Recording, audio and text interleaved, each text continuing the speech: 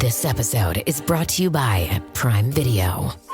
In the small town of Holland, Michigan, nothing is ever what it seems.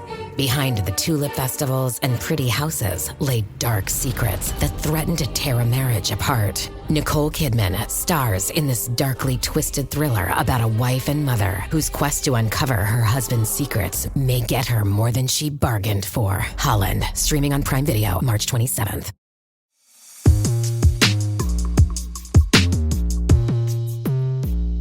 You see all these people falling in line without being forced to do so, not even due to the fear that is imposed upon them, but just to schmooze in with the power. That's when you start thinking, I don't know, do they want fascism? These are very dangerous questions.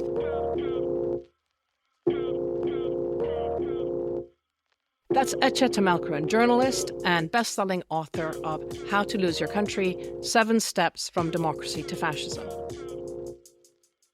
Hi everyone, this is Sanam Naraghi Anderlini with If You Were in Charge.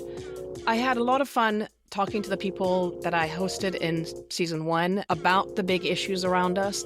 We've taken some time to prepare season 2 for you, and I wanted to come back and continue these conversations because the world has radically changed around us. At least those of us who live between the US and Europe have certainly felt some significant changes with the new administration in the US. And part of the reason why I wanted to continue these discussions was that there is such a depth of pessimism and despair about everything, whether it's about climate change, dealing with the world, what's going to happen to Gaza, the Ukraine question, we're watching it. But people are switching off. Many of my friends and colleagues that I talk to are just in despair and they don't want to listen to the news. And I completely get that personally. That said, I also know that switching off and feeling despair is part of the way in which civic space gets closed. We kind of withdraw from the spaces ourselves and allow the spaces to erase and shrink. And I think that it's really important for us to be mindful, or at least for me personally, I feel that when I talk to people who are still trying to solve problems, it gives me inspiration and energy and gets me out of bed to carry on doing my work. Our work at ICANN has not been easy, and it's definitely not getting any easier with the various conflicts that we see and the complexity that we see around us. But when I speak to my Afghan colleagues, and I have a guest, Wajma Farooq, who's one of my longtime partners, or my Syrian partners, who you'll hear from in the season, what they are doing at the front lines of their communities and societies, and the women and young people with whom they are also working with, just kind of make you pause and say, well, what can I do? What else can I do? How else can I help make a difference? And the minute you frame the question in that way, what is the little piece of it that I can do for myself and for people? It just opens up so many possibilities. And as a Persian, I always go back to sort of sources of poetry. And Rumi has a great line that says, if you step onto the path, you will find the way. If you take the first step, that the rest of the steps kind of come to you. So this is in a way my contribution and my one step. And I hope that you enjoy the conversations that are coming up. This season, I also want to make a real effort from my side to hear from you as well about the issues that you care about, the questions that you might want me to ask, and the people that you think I should be speaking to. Definitely, you can email us at info@icanpeacework.org, info@icanpeacework.org with questions or suggestions. A newsletter link will also be added to the podcast links when we put them out. And we will also share with you other resources based on the conversations that we have. So for each podcast, we'll have other resources that you can engage with. So many things coming up. I hope that you will join me. I hope you'll enjoy the conversations that I have with my guests and with Soleh, who is joining me at the end of each episode to reflect. With that, my guest this week is Ece Temelkuran. She is a journalist and author of the best-selling book, How to Lose Your Country, 7 Steps from Democracy to Fascism. It's a very telling and very prescient and timely, unfortunately, book and topic for us to be discussing today, especially since even in Turkey now, we are seeing a change in events. The arrest of the mayor of Istanbul, the arrest of 1,100 people overnight that we're hearing about, and the slide into authoritarianism at an accelerated pace. Here is Ece Temelkuran. It's really a joy to have you, my friend. Thank you, Sanam. Yeah, lovely to see you. And just to say, you wrote a book called How to Lose Your Country, 7 Steps from Democracy to Dictatorship. So I just want to sort of frame our conversation around what your experience was and then come on to your latest projects and stuff. So how are you doing and where are you right now? I'm in Berlin, belly of the beast. Well, in terms of far right, rise of far right and fascism. It's funny that you say this subtitle. This is the old subtitle for the book. And it has a story. It's not to correct you, but to tell this story. I'm telling this. How to Lose a Country, 7 Steps from Democracy to Dictatorship was the old title. And then lately, my editors came to the conclusion that it's time to change the title to 7 Steps from Democracy to Fascism. Years and years, I used this word, but there was this reaction to the word. People shied away from the word and so on. And finally, we're there. The republication of book, very recent from Canongate was with that subtitle, 7 Steps to Fascism. I'm in Germany, like many places in the world, in Europe and beyond, we are witnessing the rise of fascism. The difference being, I think, I don't want to jump into this right away, but the difference is I think people take it more seriously here than in other places. They don't joke about it. Germans are not very humorous people anyway, but they don't joke about it in terms of they take it. They have their own sense of humor. So just for our, again, for people who haven't read the book or who will want to read the book, one of the things that you mention as one of the steps is the idea of real people and unreal people. So people who are accepted and people who are not. And when I saw that, it reminded me, and also that many of the events right now happening in the US also remind me of 1979 Iran and what my parents' generation went through with the revolution there and the labeling that happened there. The elite were suddenly called the Taghuti, which kind of has this glitzy sort of sense to it, or corruptors of the earth. That was a religious term that was put on them. And it's basically, I don't know, it's like dehumanizing, right? Is that something that you see? I mean, you experienced in Turkey, and then are you seeing that in Germany or in the context of the US, the discussions that you're hearing? Absolutely, in US. So yeah, that's the first step. And that is how they create a movement. They manufacture this idea of realness and unrealness to divide people. And they manufacture a victimhood out of it, saying that we have been oppressed and now it's time for us to stand up, take over the power from the elite, corrupt elite. And that association between the leader who says these words and the masses and the rage that is mobilized and organized finally form a movement, a party, whatever, to start walking towards power. The thing is, How to Lose a Country was, many people think that I wrote a book about Turkey. It's not about Turkey, that book. It takes Turkey as a template, perhaps, but then it looks around the globe to see the global common patterns of rising fascism. And I wrote that book for this reason only. I mean, there is a common pattern, and these are the steps that will happen to you guys in the Western world. And you can recognize what you're living here in this book so that you can stop it at some point before coming to the 7th and the final step. The idea was not to talk about Turkey only, but as you very well put, the idea was to talk about the political experience that accumulated in the global South. Because we have experienced this. Democracy did not begin its demise from the center, Europe or United States, but from the periphery. And we were the periphery countries in that sense. So democracy started, crumbling from the edges, so to speak, edges of the world. So coming from the edge, you and me, we know that it will happen. And perhaps that's why it depresses us more than the others, because we know that after a certain point, it's so difficult to reverse the current, to stop it, to stop the rise of fascism and the spread of fascism. A couple of things. One is, I think you're absolutely right that, I work in the universe of international development, peace, conflict, etc. And there is still this sense that these problems happen over there and we're somehow immune, and I look at it and I'm saying, the rise of jihadi extremism that we saw with whether it's with Boko Haram or ISIS, and the way they did it, locally rooted, micro-targeting, going after people's hearts and, grievances, aspirations. Mm-hmm. That's what the white supremacists are doing as well. Right? But there's a tendency for people in the West to somehow think that those problems are over there and somehow our systems are more robust. People are still saying things like, oh, well, the midterm elections will come, in 2 years' time. And again, some of us are saying, well, maybe there won't be any midterms. I mean, and we don't want to sound crazy and doomsday-ish, but as you say, you've seen it, you've lived it.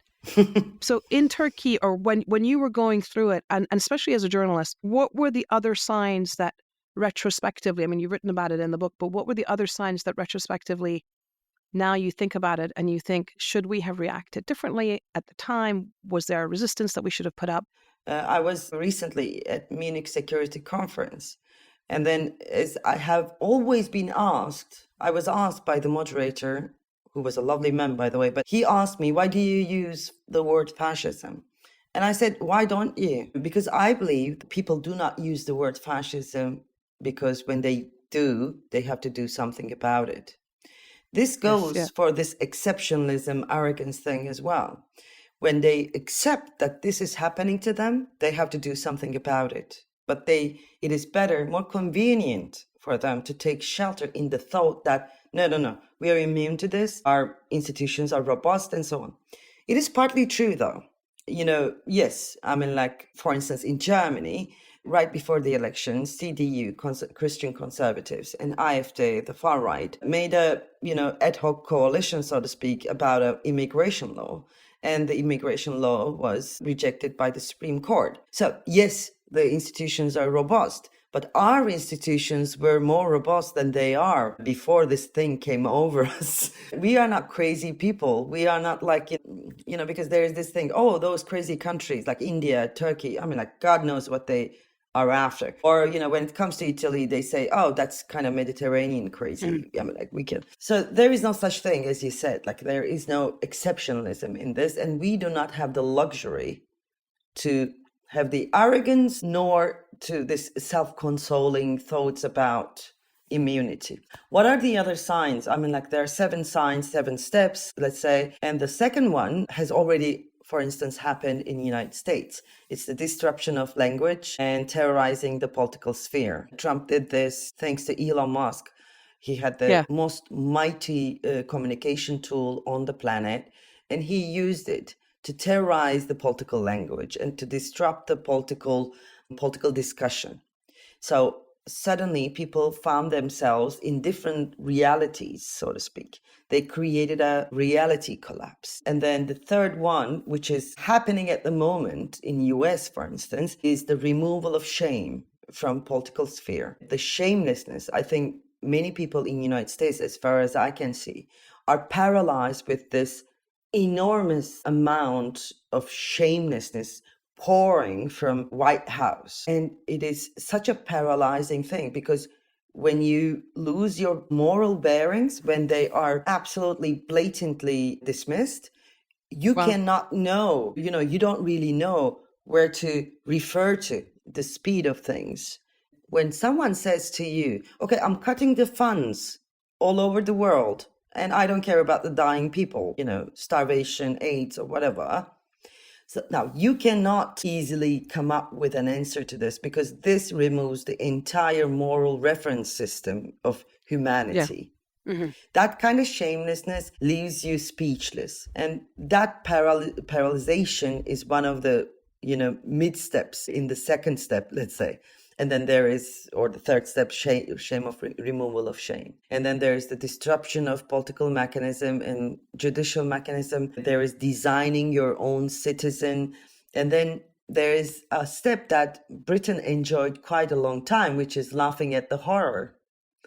Making jokes about it, making it humorous, because when you laugh about it, you have this false sense of immunity. I'm like, as long as I can laugh about it, it cannot really touch me. As much as we put the focus right now on Trump and Elon Musk, which is the sort of accelerated version of everything, part of the shamelessness, part of the lack of shame problem is that we had Biden and his administration and their enabling of the horrific violence and genocidal violence in Gaza, right? So, it's like the issue of the opposition, if you want, or the supposed progressive center or progressive left. I don't even know where they situate themselves in the political spectrum. But the fact that they are complicit in so many of these ways in which, as you say, shame is no longer a factor, shame and honor are no longer a factor, whether it's because of the wars that they perpetrated, whether it or buying into the extreme capitalism and extreme wealth. Did you see that in Turkey as well, that the opposition kind of doesn't really have a leg to stand on, basically? Like who are we trying to sort of reach out to say, okay, here is an alternative that one could have? Perfect question. Perfect. I mean, like, it's so true. Gaza was the last act for the Western world in their big theater of moral superiority. That's done. It's the end of something. Several things, but it's the end of this idea of moral superiority. That's no longer there. I don't know if Biden personally is, that government can be only put into account, but it's an overall thing, I guess. But let me put it this way. The shamelessness, and when I was writing the book, I made it very clear that I drove a connection between neoliberal morality and the birth of fascism within this system. For quite a long time after the Cold War, we have been repeatedly fed the same propaganda that totalitarianism cannot come from a free market economy, that it only can come from a socialist oppressive regime. Whereas neoliberalism, with its morality or lack of morality, is actually in very good sync with fascism, where my analysis separates from many of the analysis of current day fascism. I say that this kind of new fascism was already embedded in the neoliberal system. What we are seeing today is this seed of fascism growing and coming out and making its debut. Without any sugarcoating of human rights, rule of law, democracy, and so on. The system doesn't need these things anymore. We can see it from Elon Musk and Trump. And it's interesting because if you look at the history of the rise of the Nazis in Germany, the first people to give them their checks were the industrialists, right? So that coming together, I mean, Absolutely. I remember there was an event just, before the elections, I think last summer, and it was the same thing. It was Mar-a-Lago, and it was all the big names and the big money and so forth. So you're right. I mean, it's all these two things have gone together, but somehow at the end of the Cold War, we were suddenly told that, yes, this capitalism won, but then it became this extreme version. And now this idea that we have white supremacy or identity-based movements taking over the state, right? So the authoritarianism and kind of the idea of the white man. I mean, they even say it like that, right? Like they don't even pretend that these two forces have merged together. And we're all sitting there thinking, you've just fired the most prominent in the States, the most decorated, most experienced chief of staff of the military, and pretty much because he was a black man. Or, there was they name these people, and it's like they're being fired, but they're not being fired because of incompetence or something. They're not even being fired because of political views. They're saying it in terms of this woman, this African American. And the companies and organizations are following suit, right? So the government says no more diversity, equity, and inclusion.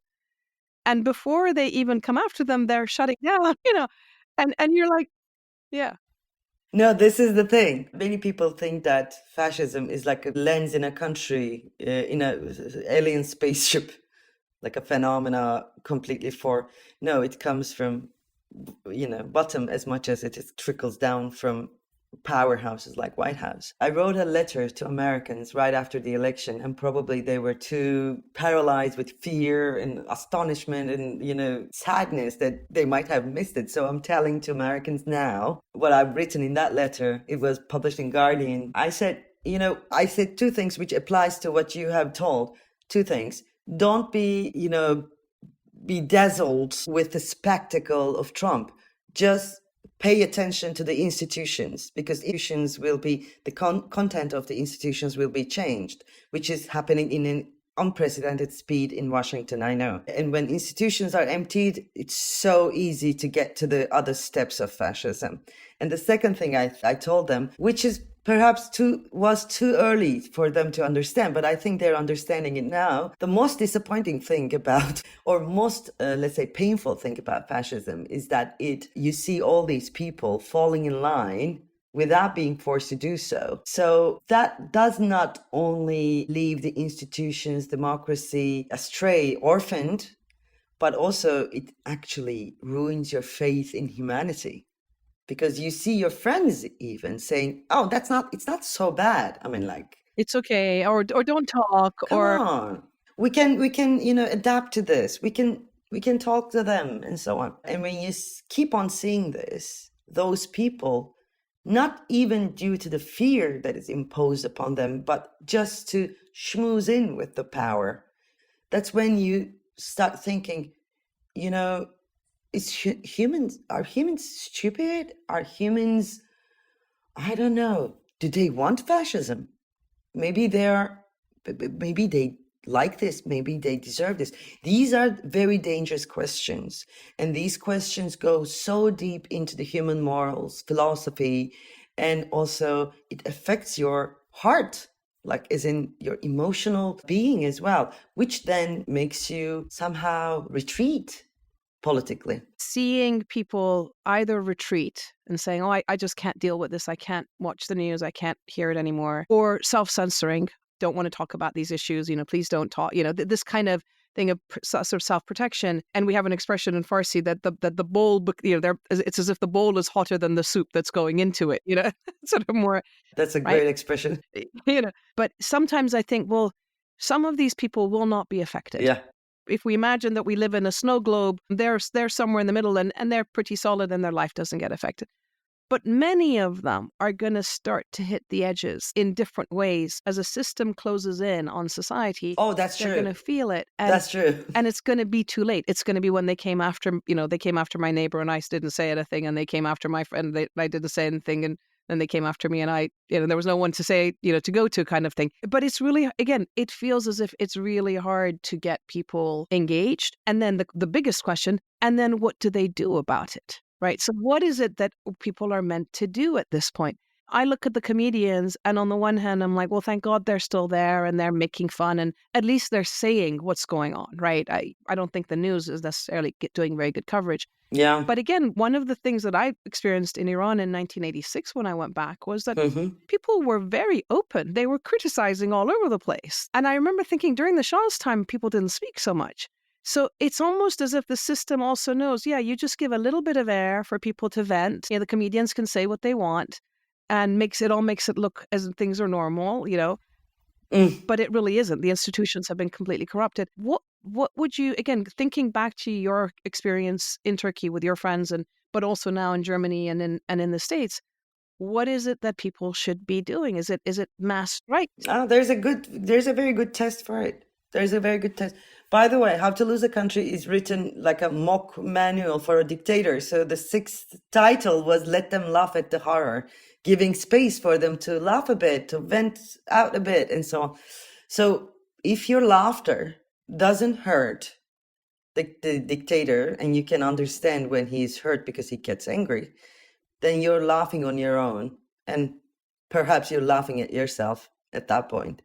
And you're right. I mean, like there'll always be spaces, like little pockets of life where you can do this. And then you feel, oh, at least I can do this. And those pockets of life will be the places where you feel the dignity of being a human being. I'm saying this word because it's important about the other things that you talked about. You said, all these people, some of them will not be affected. Very powerful, very rich people. Yes, they will not be affected in the way that I will or you will.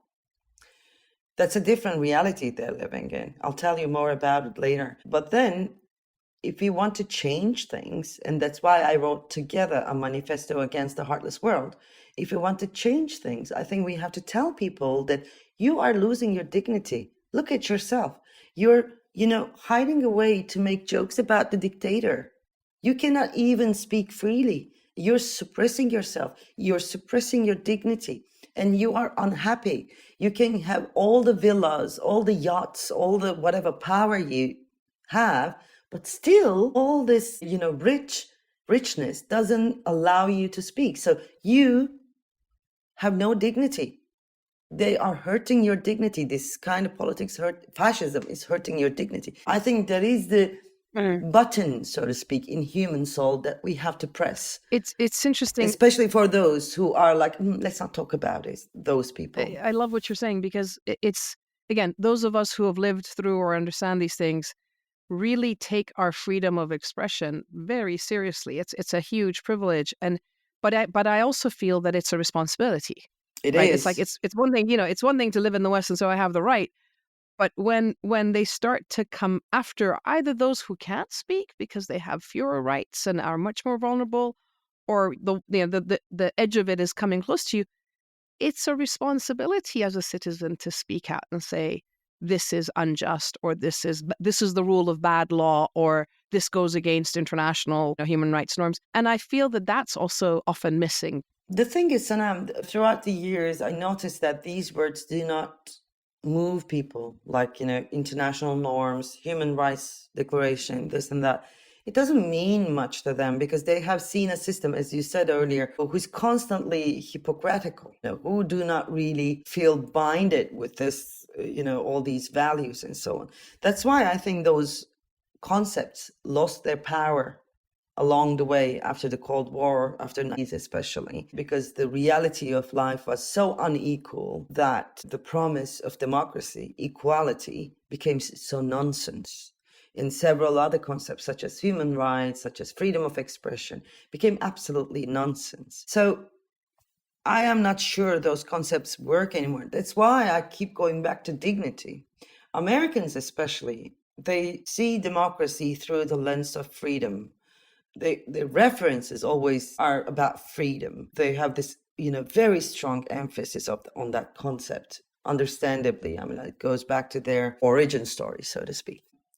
And when they do that, the word fascism do not mean them too much. They say, well, we have our freedoms still, so there cannot be fascism. But then fascism is not only about limiting the freedoms, it's about removing your dignity as a human being. Even when we think about the concept of freedom, because if your health care is tied to your job, right? Yeah. Which they don't. But they don't think about that kind of freedom, as you know. It becomes they don't think about that because they're in, the entire. It's a modernized version of indentured labor in somewhere. You work somewhere. Your healthcare, your child's healthcare. If you want to have a baby, if you don't have that job, how on earth are you going to get the medical care?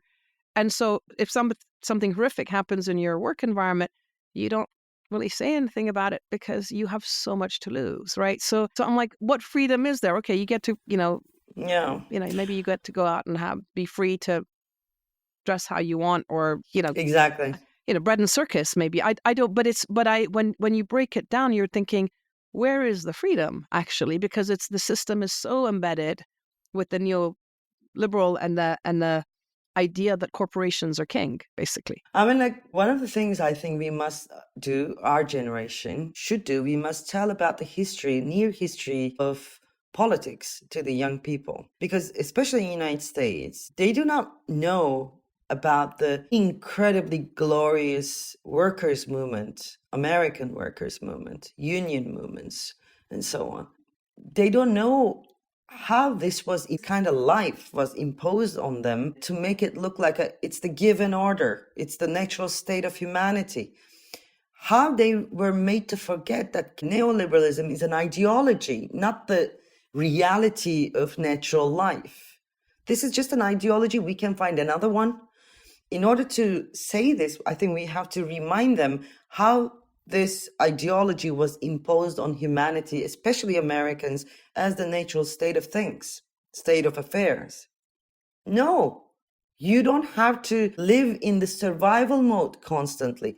You don't have to get up terrified as Jeff Bezos told to his workers. You don't have to, you mustn't live in this environment of terror all the time just to be able to eat and, live, whatever. Or I sometimes compare, say, Starbucks to going to cafes in Italy. I'm like, you go to Rome and every corner there is a little coffee shop, and there, it's gone from father to son or mother to daughter or whatever it is. And it's not, the mentality isn't, well, if I own this coffee shop, I now have to own this, the next one and the next one, and monopolize and, erase anybody else out of the picture. And that's growth, right? It's like the company has to have growth. I'm like, well, what does that mean? Why does there have to be constantly growth and consumption, but not even growth to share?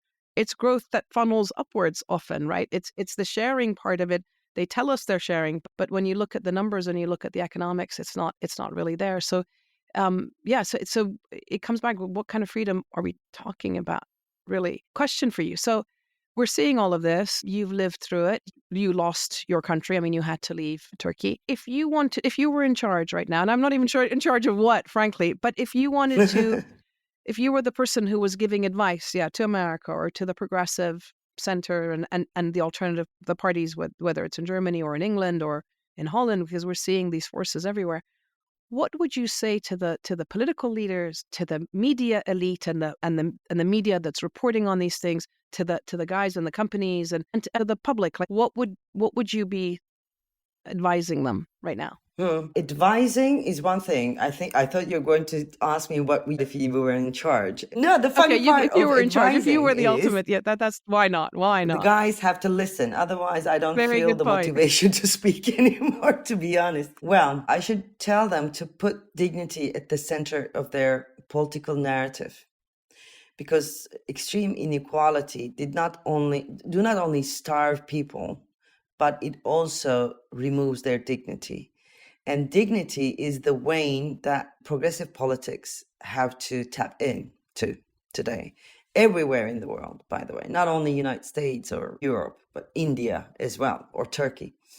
Dignity, they removed your dignity. You are not counted as human beings, and you have to get back your dignity. That must be the central message, I think. And also, this will sound a little bit hippie-ish perhaps, but actually, it is a political tool that I wish progressive politics use more often.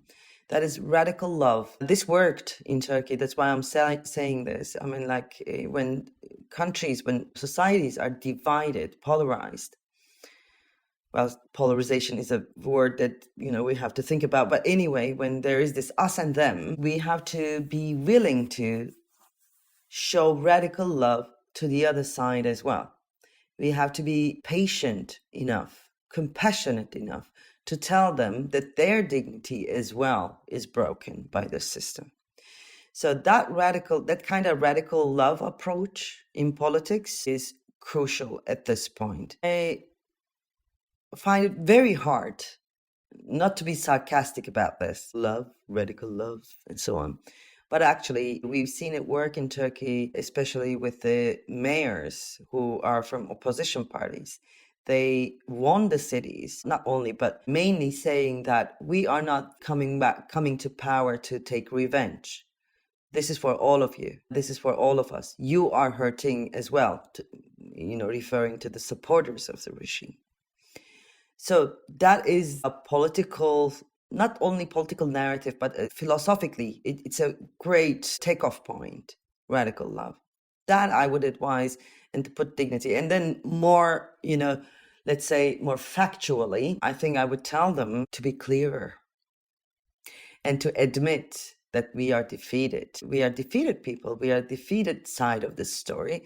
And we have to be clear about that. Otherwise, people know what's fake. You're faking glory. They know it. I was going to say that it's admitting, but what I also find extraordinary is the inability of politicians to say, I'm sorry, I got it wrong, right? Like this idea of an apology. And I think that goes a long way in enabling people to sort of say, okay, they're trying to be authentic, or now I get it. I find so often, whether it's in domestic politics or even in international organizations and things, everyone says, well, we've done this and, we've spent X amount, I don't know, working on as you say, children's rights or healthcare and poverty. And I'm like, okay, so if you've done this and we're still in the same mess or things are worse, can we look at it and admit where we may have gone wrong in the way you've done this work, right? And that ability to just be honest about what works and what doesn't and where we've gone wrong, I think is a real problem, because it becomes a weapon for the other side, right? To say they're corrupt or they're useless or, it's... Exactly. You know what? When you're saying these things, I'm Mhm. thinking of Bernie Sanders, to be honest. He was being very honest. He was being very clear. He was talking about dignity. But then American Democrats were too afraid or whatever to support him. That was a movement growing. That was something. And something was going to come out of it for sure. Because, the other advice I would give to, Democrats of the world, or social democrats of Europe, Democrats of America, is to go left, baby. The endangered species that we are. Go left, baby. Go left, baby. I mean, be clear what you want. Say it. Inequality. Say it. We want more tax on wealth and so on and so forth. Say it. Don't be afraid. The old world order is gone. We don't have to mince our words anymore. Gloves are off, so to speak. And so on that note, so if you were a billionaire right now, what would you be doing? I don't know what I a don't know, billion but I looks heard like, that as in people actual who amount, own Bitcoin physical and world. stuff, their wealth is, it's inconceivable, right? That all of a sudden some people overnight have made, $50 billion or something. I'm like, what is that? So a billion is 1,000 million? Yep. So I hope you're right. one of them. This is what I was going to tell you about those people who think themselves like immune. Nothing will happen to us anyway. Let's go for it. Let's go with it, and so on. I met some billionaires lately. Long story. I'm not getting into detail. It was a closed door meeting, so I'm not supposed to talk about it. But then there are people who already built their bunkers underworld, and they have 40-year projection in their bunkers.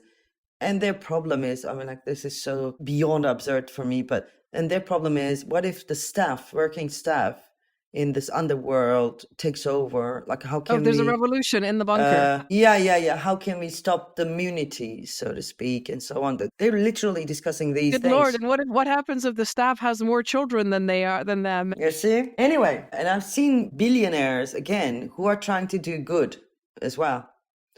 For planet, for politics, and so on. Yeah. First of all, I don't want to be a billionaire in this story. I want to be somebody super powerful. On every level. In this, okay, yeah. What if I am in charge thing?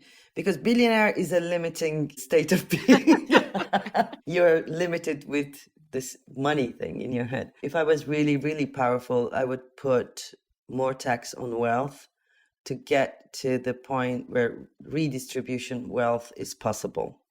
Because this is what the world needs. All we are going through, fascism, etc., like all this madness, is because there is extreme inequality in the world. People are enraged, they are afraid, and they don't know what to do. And then some guy comes along and says, yeah, I got you. I promise you this. Now, this brings us to another point, which is that when between the extreme inequality and then the rise of authoritarianism and so forth, people move. Also, they go looking for better lives somewhere, right? And this idea that now we're blaming the refugees and the migrants for all the wrongs that have happened. And you've been working on this, on the question of, what it means to your new book, Nation of Strangers, about home and so forth. That's another angle on these things where I keep saying, well, if everything was okay in Syria, people would move back, right? If we had avoided the Ukraine war, which could have been done, I would imagine, if we'd put enough effort into the diplomacy, and we wouldn't have all this destruction. But now we've moved into a universe where we're spending more money on weapons, more on militarization. The people in charge don't really know, even those who are now in power, what's their vision? Where do they want to take us? I came to realize that as well. Sometimes when you look at the world, as Germans say, when you feel the Weltschmerz, this exhaustion of the world, or getting exhausted with the world, you feel emotional, like, you see something coming dark, and then there is no way out, and so on. And then, you get teary eyes, and then you feel exhausted and battered, and so on. You and I, we can do that. But when the head of the Munich Security Conference does that, I would have to write a piece called "When the White Man Cries." That is the sign that, yes, we are literally going to a dark place, and it makes even a German middle-aged man cry. But you know what? I mean, like, I wrote together for this reason, because all these things that we are witnessing, or we are living with, at one point, breaks our faith in humanity, and then it breaks our faith in ourselves as well. So I think being faithful to humanity, having faith in humans, is a moral resistance. That's why I have faith in people, that they can change things, that they can reverse this current, and so on. It's not they are giving me a lot of hope, with their actions and with their stances, but I am going against the grain, despite their, disappointing actions and stances. I have faith in them. This is my way of resisting from a moral point of view, from a moral place. Yeah, to maintain on the first step is maintaining your own dignity and your own values, and then reaching out. And I'm just wondering, you talked at the beginning about this is, top down, and then actually we're seeing it bottom up as well. And, in my work, what gives me faith is that every time I'm at that point of, I don't even want to call it bottom up. It's that other, it's the other way that one looks at the world, right? From the lens of the Syrian peace activist, or the Cameroonian, or the Nigerian. I've always found it incredibly humbling, actually, because I see people living in very, very difficult circumstances with very little, but their heart and the depth of their humanity and their ability to give is extraordinary. And that capacity for care, and whether it's radical love or not, it drives so much positive change. And yet, what they have is diminished because we value people based on their dollar, or based on their bank account. There's always this joke that I make, but now, since I am the most powerful person on earth, You in are charge, the most, yeah, and you have all the wealth. I exactly. want human exchange program all around the world, like, those living in those, with so much with so much capital, with so much protection, so much immunity. Let's take you to Sudan a little bit for 3 months. Let's see what you do there. Let's see if poverty still sounds like a virus to you that has to be combated against rather than healed. So I want human exchange program all over the world. I remember years ago in the States, I was at a meeting, and they were talking about actually Sudan, and they were saying, these people are doing this, and these people, and it was a very sort of patronizing way of saying, look at how they, whether they're resilient. And I looked and I said, well, you just put yourself in those shoes. I mean, or let them come here. Those people here in America would be wanting to send their kids to school and doing various things. And you over there, I'm not quite sure how you would cope with one night in a field with, a piece of tarpaulin and wondering. So there's that exchange, I think, is really important, to put ourselves in each other's shoes. So it's a radical empathy. It's enforced empathy. Enforced empathy program. Yeah, exactly. I mean, like, people, of course, you talked about xenophobia, immigration, refugees, and so on and so forth. For several years, for several decades now, money has been so free to travel between the borders. So now people are in pursuit of better lives. Or not only money, but also for peace, they are traveling. So money should not be have more freedom than people. Exactly. Okay, so on that note, you are the most powerful person in the world. The world is where it is. What gives you hope? I don't believe in that word. I mean, like, I prefer faith. But what gives me faith, or what strengthens my faith, one day before the German elections, there was a writing competition award that was organized by Refugee Affairs in Berlin. It was called Heimat suchen, Heimat finden, searching for home, finding home. And all the immigrants, all the immigration background people and so on were invited to write. And there was this amazing ceremony in Berlin Ensemble, that glorious place with wonderful people. And outside the walls of Berlin Ensemble, there was a far-right demonstration. And this is 24 hours before the election. So I thought all these people, in order to be able to come there, they have to go through the police cordon, far-right demonstrators, and so on. And all of them, as you can imagine, none of them are white German people. So I thought, yeah, this is one of those moments. We're doing the right thing. And whatever happens tomorrow, the election day, we will be these people again. We will be together again. So that sense of we are here, we're going nowhere, and we're together, refreshes my faith in humankind. And I think everybody needs this now and then.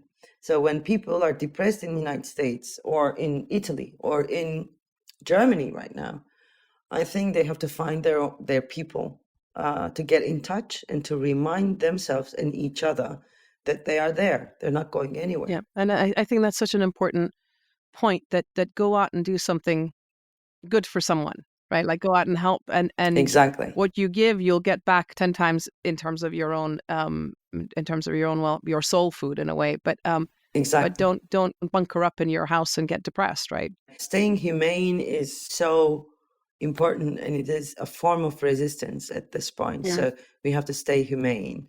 I don't mean go hug each other or whatever, do the hippie stuff, but give. That's okay too. Yeah. No, give to people, because this neoliberal morals have been telling us you are becoming better when you take. No, it's wrong. The neoliberal definition of human is wrong, false. We are happier when we give. We are humane when we share. Thank you. On that note, lovely to talk to you. Thank you very much for this Thank you, Sanam. conversation. Thank you. And I hope to see you soon. It's been lovely. It's been lovely. Thank you so much.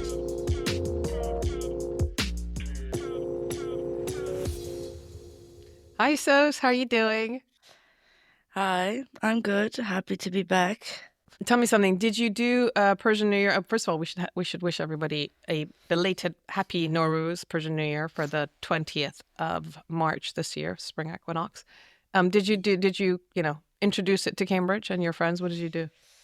Yes, I forced some of my friends to do Çarşamba, where we jump over the fires on the Wednesday eve before, so Tuesday evening we did it. Yeah, it was fun.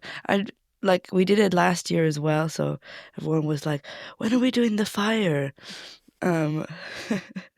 Which was...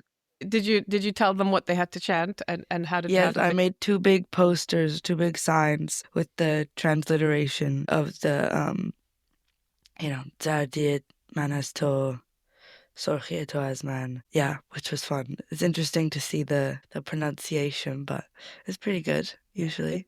So a just few would go and say Zardia Manasto, Sorgia Manasto. I'm like, no. No. You got it. And it's just for people to understand. We jump over fire, and we chant, "May my yellowness and ill health go to you, and may I have your glow and red health to me." Basically, that's what we say to the fire. So it's this very pagan, ancient tradition, which is incredibly exhilarating, isn't it? And by saying what I said before, they would be saying, may your my yellow go to you, and also my red go to you, which is not quite what you want to be doing. Yeah, exactly. We were doing it by stealth. So we had 3 candles, and we went into one little square just behind Junjun's house and jumped. And there was a chap watching us, and my sister Halfati tried to co-opt him into jumping with us, and he was watching us a little bit skeptically. But anyway, good stuff. So yeah, the year is 1404, bang in the middle of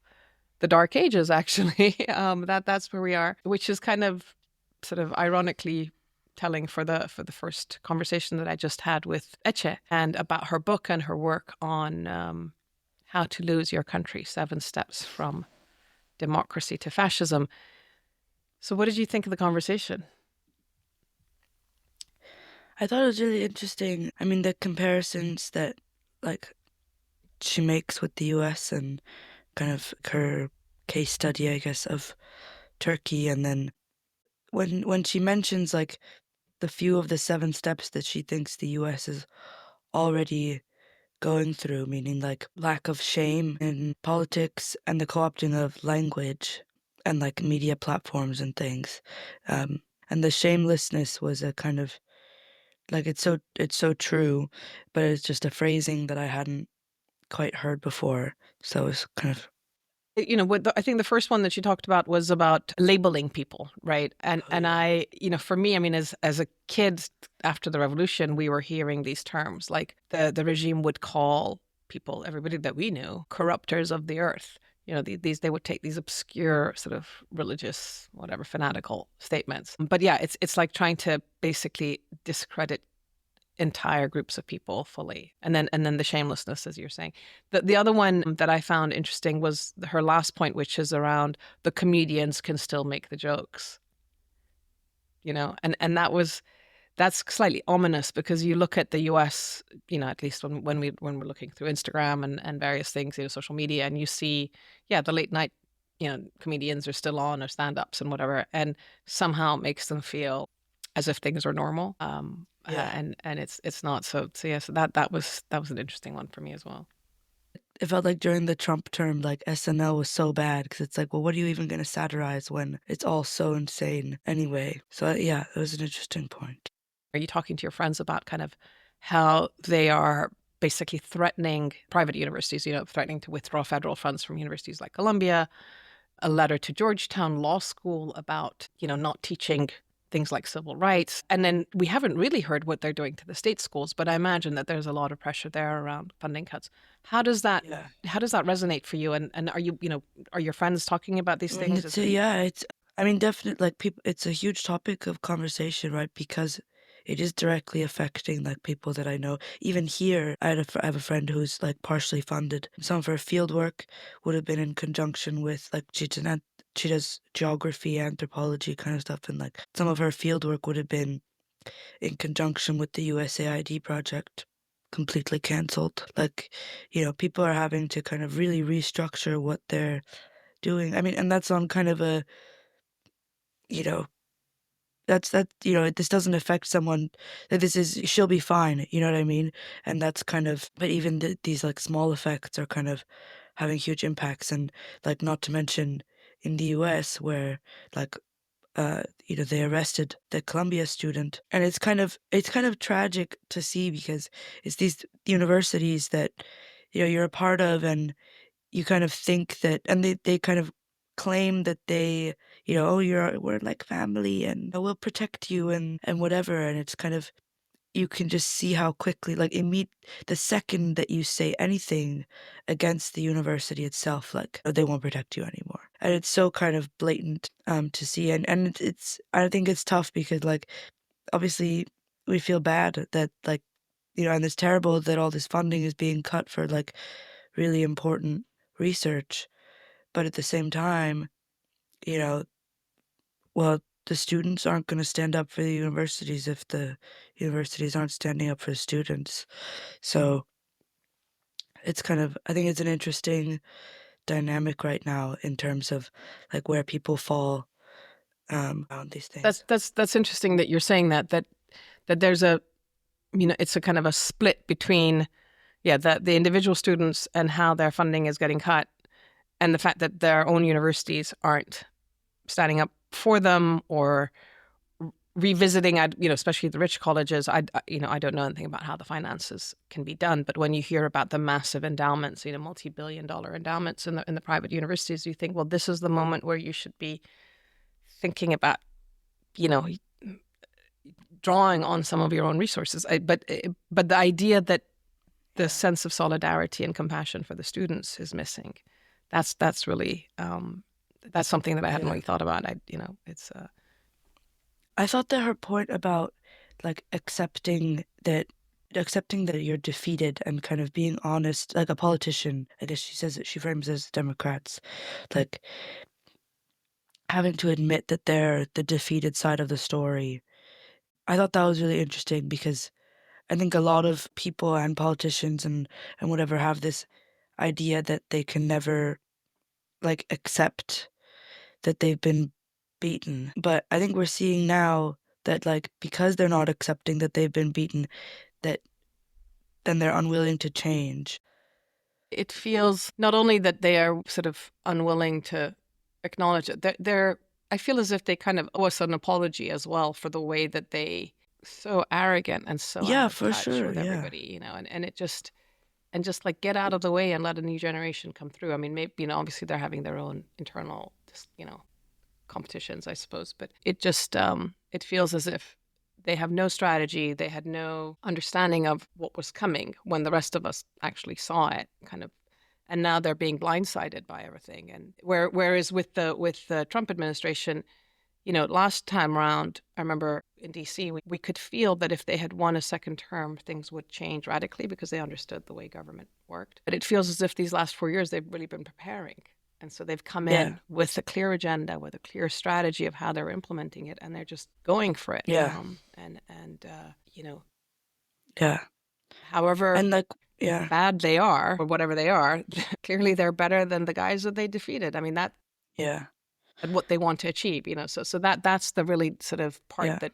And what I was saying before about like it feels like these things happened gradually but all at once as well. I think the clearest example is like that everyone talks about, is the courts. Like they're so, like we won't be able to take that back for many, many years, and that was on purpose, and that was gradual, and that was like targeted. And now we can now they have the majority everywhere, and they're able to just do whatever they want because the Democrats didn't really, nobody put up a fight. People kind of just fell in line. And she says this too, right? That people don't resist, and at some point people just kind of give in. And the justices on the courts are like that, and so many, congressmen and all these things that have been outspoken previously about, like Marco Rubio or someone like that, so outspoken about how awful Trump is, and now they're completely falling in line. Difficult times ahead. But, more than anything else, I feel as if we're letting you guys down, and it makes me angry that there isn't as more kind of urgency from my generation, if you want. But we keep saying it's up to you guys, I think a lack of urgency is a good way of putting it. Well, thanks for that conversation, and have a good trip. Talk to you soon. Bye. My thanks again to the Bijan Resar Foundation, to my own organization, ICANN, and to ADA Productions for making these podcasts possible. Please do join us with your thoughts and your ideas. Email us at info@icanpeacework.org, info@icanpeacework.org, and follow us with the newsletter and on social media. Looking forward to hearing from you, and I hope you can join me for the rest of this season as well. And if you want to catch up on last season, please do so. There were some great conversations and a lot of inspiration. Thanks so much. Bye-bye.